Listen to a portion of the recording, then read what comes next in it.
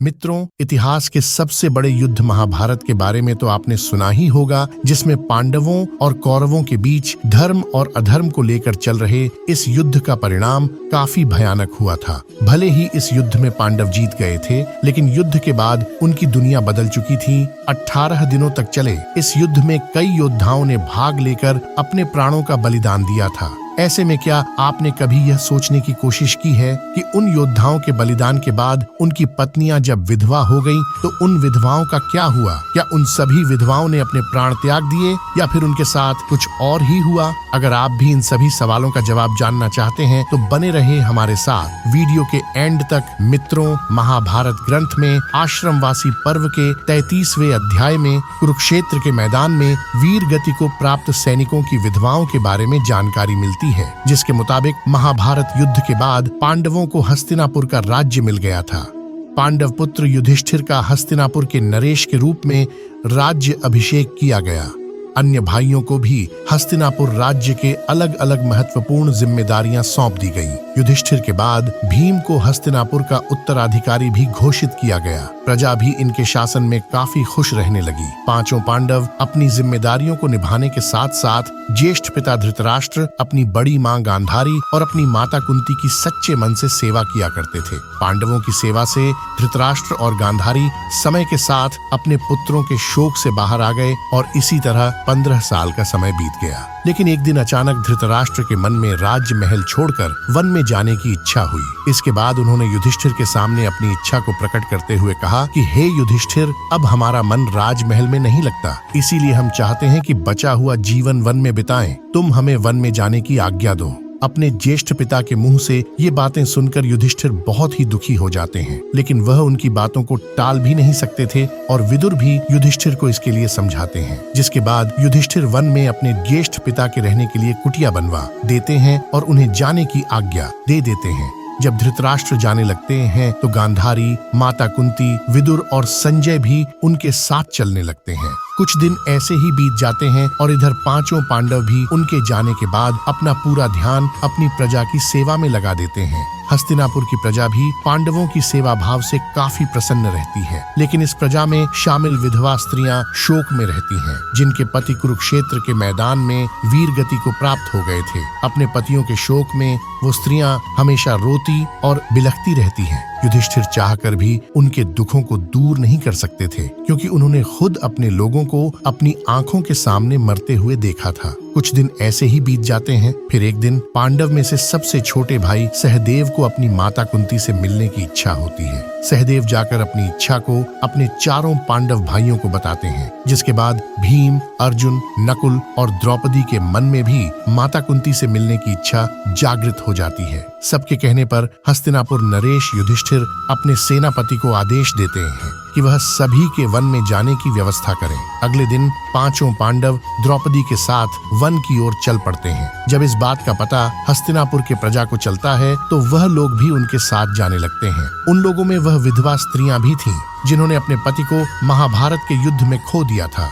One में जाकर पांचों पांडव उस आश्रम में जाते हैं जहां धृतराष्ट्र, गांधारी, माता कुंती, विदुर और संजय सभी निवास कर रहे थे और हस्तिनापुर निवासी उसी आश्रम के आसपास अपना डेरा जमा लेते हैं। कुछ दिन ऐसे ही बीत जाते हैं। तभी एक दिन महर्षि वेदव्यास उस आश्रम में पांडवों से मिलने आते हैं। पांडवों से मिलने के बाद जब वह आश्रम से बाहर निकल उठते हैं तो उनकी नजर हस्तिनापुर के उन विधवाओं के ऊपर पड़ती है जो अपने पति के शोक में विलाप कर रही होती हैं। महर्षि वेदव्यास हस्तिनापुर के अन्य निवासियों पर भी गौर करते हैं। युद्ध में मारे गए अपने परिजनों के शोक में डूबे हुए होते हैं। यह देख महर्षि वेदव्यास को बहुत दुख होता है। वह सभी को समझाते हैं कि आप लोग युद्ध में वीर गति को प्राप्त हुए, अपने परिजनों का शोक मत मनाइए। वह सभी जिस लोक में हैं, वहाँ वह सुखी पूर्वक रह रहे हैं और वह वहाँ काफी प्रसन्न भी हैं। लेकिन महर्षि वेदव्यास द्वारा समझाने के बाद भी विधवा स्त्रियों और प्रजा पर कोई असर नहीं हुआ और वह अभी भी शोक में रहते हैं।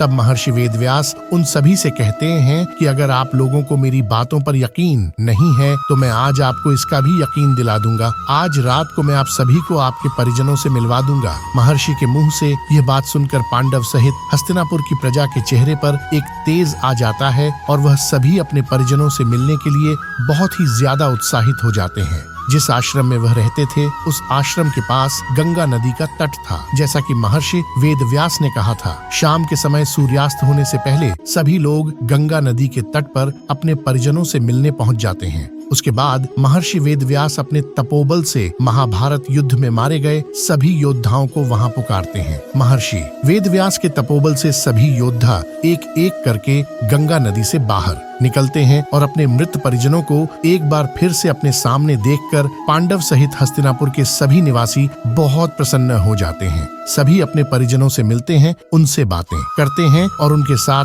थोड़ा समय बिताते हैं, जिसके बाद उन्हें इस बात पर यकीन हो जाता है कि उनके परिजन इस लोक से मुक्ति पाकर अपने अपने लोकों में खुश हैं। यह बात जानने के बाद सभी के मन में अपने परिजनों को लेकर जो शोक था वह समाप्त हो जाता है। कुछ समय बीतने के बाद युद्ध में मारे गए सभी योद्धा एक एक करके गंगा जल में डुबकी लगाकर अपने अपने लोक चले जाते हैं। उनके वापस जाने पर जो विधवा स्त्रियां थीं वह वापस से दुखी हो जाती हैं। ये देख महर्षि वेदव्यास विधवा स्त्रियों से कहते हैं कि जो स्त्रियां अभी भी दुखी हैं और अपने पति के साथ उस लोक में जाना चाहती हैं, वह गंगा के इस पवित्र जल में डुबकी लगाकर अपना जीवन त्यागने के बाद जा सकती हैं। महर्षि के मुंह से यह बातें सुनकर सारी विधवा स्त्रियां तुरंत गंगा के जल में डुबकी लगा देती हैं और अपने जीवन का त्याग करके अपने अपने पति के लोक में चली जाती हैं। मित्रों, महाभारत की घटना अपने आप में हैरान कर देने वाली एक अद्भुत घटना है।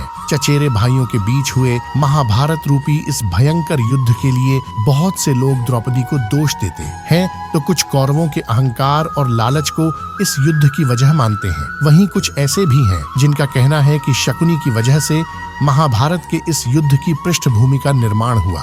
खैर जो भी हो, लेकिन इस भयंकर युद्ध में लाखों की संख्या में जाने गई और साथ ही पूरे कुरुवंश का विनाश हो गया। मित्रों, कहा जाता है कि महाभारत युद्ध के बाद हस्तिनापुर पर पांडवों ने 36 वर्षों तक राज्य किया। इस बीच गांधारी के श्राप की वजह से यादव वंश का वजूद भी लगभग खत्म हो गया और एक शिकारी का तीर गलती से भगवान कृष्ण के पैर में लग गया, जिससे उन्होंने अपना देह त्याग दिया और उसके बाद वह बैकुंठ लौट गए। कहा जाता है कि भगवान कृष्ण के बैकुंठ लौटने के बाद ऋषि वेदव्यास आकर अर्जुन को इस बात की सूचना देते हैं और बताते हैं कि उनके और उनके भाइयों के जीवन का उद्देश्य भी अब पूरा हो गया है। जिसके बाद युधिष्ठिर अपने बड़े पौत्र परीक्षित को हस्तिनापुर का राजकाज सौंपकर अपने सभी भाइयों और द्रौपदी के साथ हिमालय की ओर निकल पड़ते हैं ताकि वह स्वर्ग जा सके। लेकिन रास्ते में एक एक कर सारे पांडवों की मृत्यु हो जाती है, जहां सबसे पहले द्रौपदी की मृत्यु होती है और सबसे आखिरी में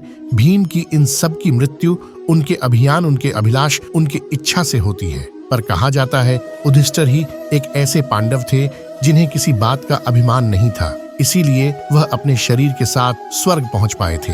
लेकिन दोस्तों, आपको जानकर हैरानी होगी, युधिष्ठिर के पहले ही उनके चारों भाई और द्रौपदी भी पहुंच जाते हैं। दरअसल जब युधिष्ठिर स्वर्ग के दरवाजे पर पहुंचते हैं तब उन्हें वहां इंद्रदेव मिलते हैं और युधिष्ठिर ने उनसे कहा कि मेरे चारों भाई और द्रौपदी रास्ते में ही गिरकर अपने प्राण गंवा बैठे हैं, कृपा करके उन्हें भी अपने साथ ले आइए। इसके बाद इंद्रदेव ने उन्हें बताया कि उनके भाई और द्रौपदी पहले ही शरीर छोड़कर इंद्रलोक पहुंच चुके हैं, लेकिन सिर्फ युधिष्ठिर को ही अपने शरीर के साथ स्वर्ग जाने का मौका मिला है। दरअसल दोस्तों, ऐसा करने के पीछे भी एक वजह थी। जब महाभारत का युद्ध चल रहा था तो द्रोणाचार्य उनकी सेवा पर भारी पड़ रहे थे। तब युधिष्ठिर ने उनके बेटे अश्वत्थामा की मरने की झूठी खबर दी थी, जिससे द्रोणाचार्य ने हथियार डाल दिए थे और मौका पाते ही पांडव की तरफ से लड़ रहे द्रौपदी के भाई धृष्टद्युम्न ने मौका पाते ही द्रोणाचार्य का वध कर दिया था। इस वजह से उनको अपने भाइयों और द्रौपदी से अलग होकर स्वर्ग प्राप्त हुआ और इसी वजह से ही इंद्रदेव ने उनको एक देवदूत के साथ नरक में भी भेजा था। ना उन्हें वहां पर समय बिताना पड़ा था, बल्कि वहां पर उनको अपने चारों भाइयों की ओर द्रौपदी की रोने की आवाज भी आ रही थी। तो मित्रों, यह है महाभारत के बारे में रोचक जानकारी। अगर आपको यह वीडियो अच्छा लगा हो तो इस वीडियो को लाइक कीजिए, चैनल पर पहली बार आए हो तो सब्सक्राइब कीजिए। हम मिलते हैं आपको अगले वीडियो में, तब तक के लिए धन्यवाद।